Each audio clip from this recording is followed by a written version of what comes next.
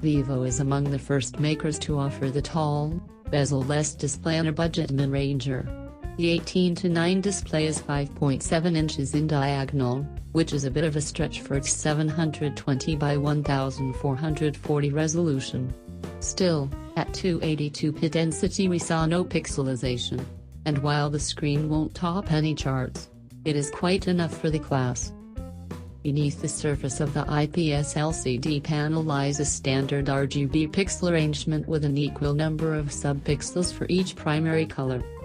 Vivo V7 Review.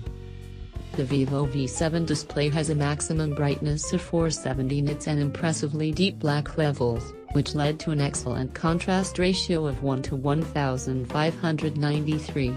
The color rendering is average. The screen offers mostly accurate colors, but it looks a bit bluish and the representation of the white color is off, delta of 11.5. The overall color rendering out of the box worked out to an average delta of 5.5, which is quite an agreeable number in this price range. The sunlight legibility is below average and the V7 suffers from washed out colors in the sun. Other than that, you will be able to see what's happening on the screen outdoors, but on bright days you'll probably need all the brightness this screen can muster.